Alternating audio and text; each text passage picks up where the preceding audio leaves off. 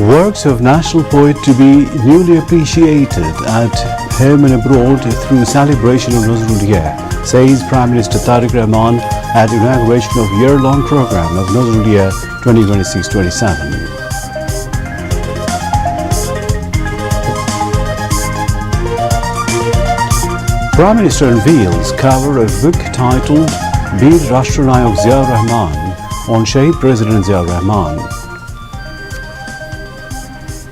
Cabinet approves formulation of visa policy 2026 to make travel, business and investment easier for foreign citizens in Bangladesh.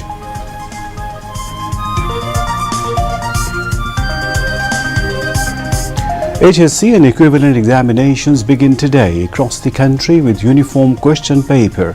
Over 12,70,000 examinees appearing.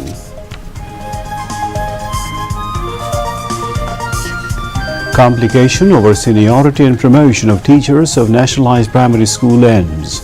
No legal hurdles recruiting head teachers in nearly 32,000 primary schools appellate division.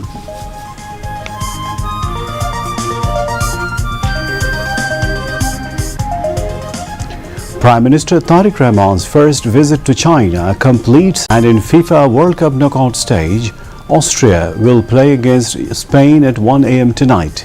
Croatia will face Portugal at 5 a.m. in the morning. Assalamu alaikum viewers, this is News at 10 on BTV News. I am Imtiaz Ahmed Siddiqui. You just heard the highlights. Let's move on to the details of those and other stories. Prime Minister Tariq Rahman has urged people to embrace the humanistic ideals of national poet Qazi Nazrul Islam, saying the government is committed to building an inclusive society where people of all faiths can live safely and peacefully and animals are protected from cruelty. The Prime Minister made the remarks while inaugurating the year-long Nazrul Year 2026-27 celebrations from the Cabinet Division Conference Room at the Bangladesh Secretariat today. The program was simultaneously launched in all 64 districts and 74 selected depositors through a virtual platform. On the occasion, the Prime Minister unveiled 6 commemorative postage stamps and the official logo marking Nazrul Year 2026-27.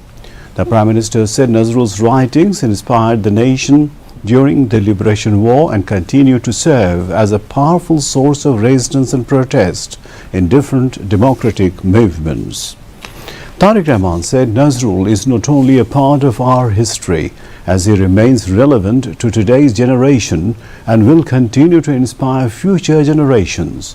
He expressed the need to spread the poet's life, philosophy and literary legacy from one generation to the next.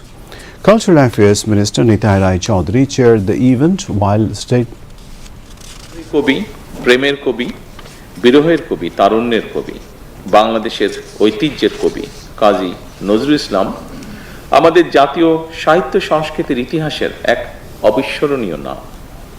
পরাধীন পর্যদুস্ত পরাভূত জাতির ভাগ্যাকাশে তার আবির্ভাব ছিল আলোক বর্তিকার মতো। কবি নজরুলের সৃষ্টিশীলতার মধ্যে আতিথ্য রয়েছে সকল কালের, সকল মানুষের। অন্যায় অবিচারের বিরুদ্ধে রুখে দাঁড়াতে তিনি আমাদের অনুপ্রেরণা। তার প্রাসঙ্গিকতা এবং প্রয়োজন কখনোই ফুরোয় না। আমাদের মহান মুক্তিযুদ্ধে তার কবিতা ও গান ছিল অনুপ্রেরণার প্রবল উৎস। তেমনি আমাদের সকল আন্দোলন সংগ্রামে তার সৃষ্টিশীলতাই হয়ে ওঠে প্রতিবাদ প্রতিরোধের মূল ভাষা। বর্তমান সরকারও এমন এক রাষ্ট্র এবং সমাজ বিনির্মাণের লক্ষ্যে কাজ করছে, যেখানে ধর্ম বর্ণ নির্বিশেষে প্রতিটি মানুষ নির্বিঘ্নে নিরাপদে বসবাস করবে। শুধু মানুষের এই নিরাপত্তা নয়, আসুন কোনো প্রাণীও মানুষের হিংস্রতার শিকার যেন না হয়, বর্তমান সরকার সেটিও নিশ্চিত করতে চায় এবং আপনাদের সকলের সহযোগিতায় সরকারের পক্ষে সম্ভব সেটিকে নিশ্চিত করা। Cultural Affairs Minister Nitai Rai Chaudhary chaired the event while State Minister Ali Nawaz Mahmood Khayyam, Prime Minister's Advisor, Information and Broadcasting and Cultural Affairs, Dr. Zaidur Rahman, Cabinet Secretary Nasimul Ghani and Cultural Affairs Secretary Kaniz Maula spoke at the function, among others. Nazrul researchers, cultural personalities and senior government officials attended the program, while divisional commissioners, deputy commissioners and Upazila Nirbahi officers joined the event virtually from across the country. Prime Minister Tariq Rahman unveiled the cover of Bir Rashtranayak Zia Rahman, a 3-volume book on Shaheed President Zia Rahman. The cover unveiling ceremony was held at the Prime Minister's office at the Cabinet Division in the Bangladesh Secretariat today.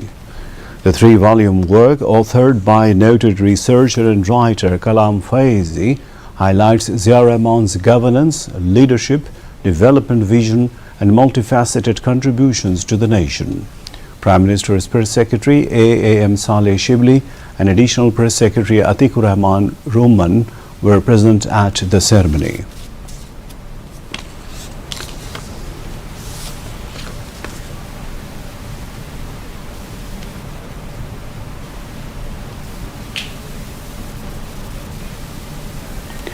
The Cabinet has approved the formulation of a Visa Policy 2026 to make travel, business and investment easier for foreign nationals in Bangladesh. The approval was given in a Cabinet meeting held with Prime Minister Tariq Rahman in the chair at the Secretariat today. Cabinet members and concerned secretaries were present at the meeting. At the meeting, a Cabinet committee has been formed, chaired by the Finance Minister, to revise the draft of the Visa Policy 2026 by amending the visa policy issued in 2006. The Ministry of Home Affairs will provide administrative support to this committee. The draft of the Visa Policy 2026 to be formulated, aiming to make the entry and departure policies of foreign nationals more easy and disciplined. The Visa Policy 2026 would also aims to attract foreign investment, promote international business, facilitate the entry of skilled professionals, encourage tourism and the hospitality sector, and strengthen technology and knowledge transfer. The new policy would also aim to maintain national security while ensuring an appropriate balance in international diplomatic relations. Visa Policy 2026 will be guided by the principle of reciprocity in managing international travel and intended to establish a modern, efficient and service-oriented immigration framework. Following the meeting, Cabinet Secretary Nasimul Ghani briefed the reporters at PID conference room. He said the government is drafting the Visa Policy 2026 to revamp existing policies after nearly 2 decades, aiming to boost the economy, attract foreign investment and develop the tourism sector. This year's HSC and equivalent examinations began simultaneously across the country today. The examinations commenced at 10 a.m. with the Bangla first paper and continued till 1 p.m. A total of 12,70,583 candidates from 9,439 educational institutions are taking part in the examinations at 2,697 centers nationwide. This year, all examination centers have been brought under CCTV surveillance. The Ministry of Education said that this year, the examinations are being conducted with the same question paper across the country's 9 general education boards. Previously, each general education board conducted the HSC examinations using its own separate question paper. According to the Ministry of Education, female candidates once again outnumber male candidates this year. Of the total examinees, 6,21,969 are male and 6,48,614 are female. To ensure that the examinations are conducted in a fair, orderly and cheating-free environment, CCTV cameras have been installed at all examination centers across the country. The Ministry of Education has also established a central CCTV camera monitoring cell. From this monitoring cell, examination activities at any center across the country are being observed live. The Supreme Court ended the legal dispute over the seniority and promotion of nationalized primary school teachers. The ruling clears the way for appointing head teachers in around 32,000 government primary schools across the country. A 4-member full bench of the Appellate Division, led by Chief Justice Zubair Rahman Chaudhry, delivered the verdict today. The ruling removes the legal obstacle that had stalled the recruitment process for 13 years. Following the verdict, only government-appointed teachers will be eligible to serve as head teachers of government primary schools. Barrister Ramzan Ali Shikdar briefed reporters after the hearing. Primary Teachers Association President Mohammad Abul Qasim and Barrister Habibur Rahman were present at the time. Palestinian ambassador to Dhaka, Youssef S.Y. Ramadan, paid a courtesy call on Home Minister Salahuddin Ahmed at the Secretariat today. During the meeting, they discussed various issues of mutual interest, including law and order and security issues between the two countries, as well as simplifying the visa issuance process for Palestinian students. The Home Minister stated that Bangladesh has historically provided unswerving support for Palestine's struggle for independence and the establishing of a sovereign state. He added that the then Shahid President Ziaur Rahman played a highly robust and unforgettable role in mobilizing strong public opinion and support for Palestine at international and diplomatic levels. The Palestinian ambassador noted that a large number of Palestinian students are currently pursuing higher education in various public and private educational institutions across Bangladesh. The ambassador sought special cooperation regarding the provision of on-arrival visas to ensure the smooth arrival and education of Palestinian students in Bangladesh. Health Minister Sardar Mohammad Shakawat Hussain has said that the government aims to improve the quality of health care by equipping every hospital and medical college in the country with state-of-the-art medical equipment. He made the remarks today at a ceremony held at the Department of Pathology of Dhaka Medical College, where advanced microscopes and modern laboratory equipment were handed over. For many years, the Department of Pathology at Dhaka Medical College and Hospital had been conducting various diagnostic tests using outdated microscopes and equipment. As a result, both medical students and patients often faced difficulties. In this context, the department has now been equipped with 8 state-of-the-art microscopes along with other modern laboratory equipment. The Health Minister said that the installation of the new equipment would make it easier to diagnose complex diseases, including cancer. At the same time, patients will be able to receive their diagnostic reports more quickly and access quality medical treatment in a timely manner. Bangladesh's education sector will receive nearly $99 million international funding to improve teacher development, technology-based learning, and the overall quality of education. The funding will be used to modernize teacher recruitment and training, enhance professional skills, expand digital education, and support long-term education reforms. Around 7 lakh teachers from pre-primary to secondary levels will benefit and receive support through technology-based education programs. The announcement was made today at the official announcement of GPE System Transformation Grant and Multiplier Grant Program at Hotel Intercontinental in the capital.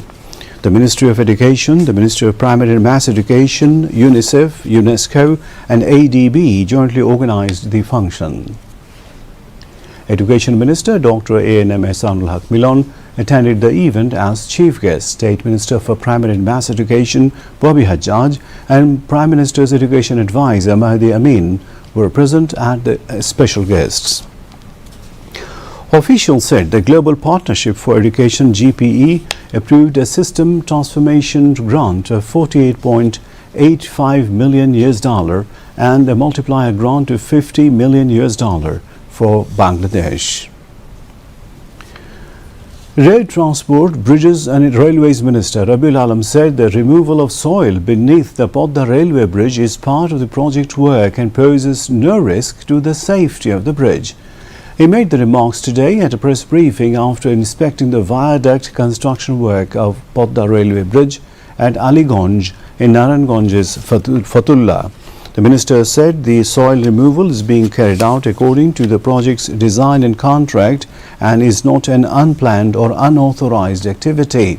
State Minister for Road Transport and Bridges Habibur Rashid and officials involved in the project were also present at the briefing.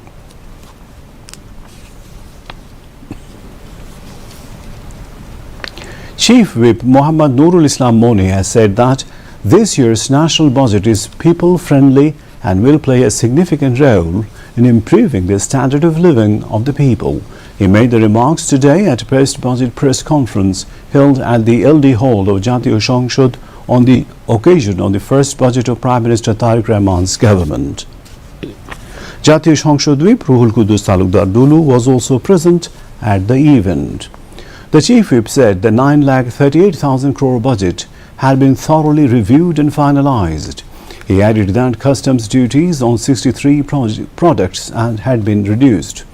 He further said that both the ruling party and the opposition are united in their commitment to rebuilding the country, safeguarding its independence and sovereignty, and establishing democracy.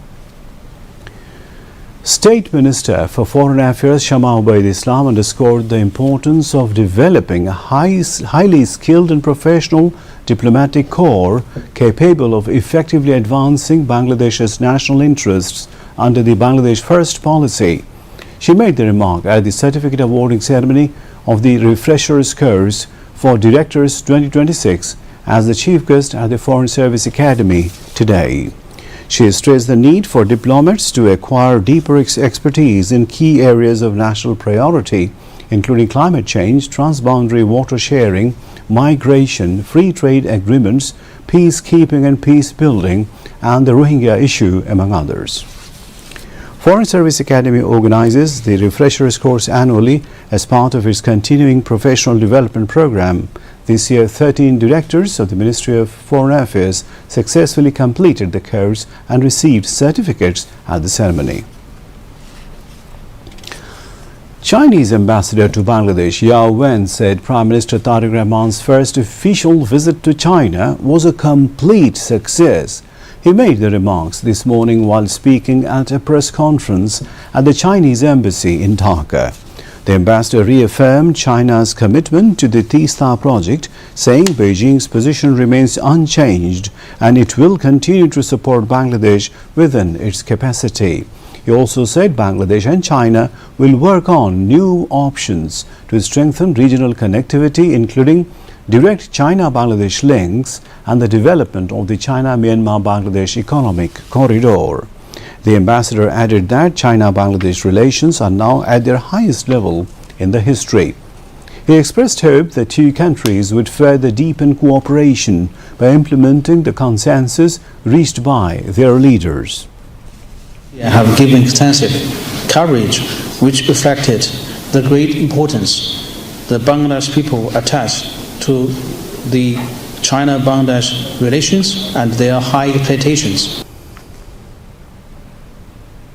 Palestine's ambassador to Bangladesh, Yusuf S.Y. Ramadan, paid a courtesy call on Prime Minister's advisor on Foreign Affairs, Humayun Kabir. The ambassador met the Foreign Affairs advisor this morning at the Prime Minister's office. During the meeting, the two sides held cordial and fruitful discussions on the historic and brotherly relations between Bangladesh and Palestine, bilateral cooperation, and various issues of mutual interest. Foreign Affairs Advisor Humayun Kabir reaffirmed Bangladesh's continued support for the people of Palestine and outlined the country's position in favor of establishing a just and lasting peace in the international arena. He also reiterated Bangladesh's firm support for the legitimate rights of the Palestinian people and establishment of an independent and sovereign Palestinian state. The Palestinian ambassador expressed his sincere gratitude to the government and people of Bangladesh for their long-lasting and unwavering support. He also expressed interest in further strengthening the existing friendly relations between the two countries and expanding cooperation in new areas, including trade, education, cultural exchanges, and people-to-people contacts. Held in a cordial atmosphere, the meeting concluded with both sides expressing their commitment to maintaining regular dialogue and close cooperation on issues of mutual interest and their hope of making the traditional friendship between Bangladesh and Palestine deeper and more meaningful. And now, international news.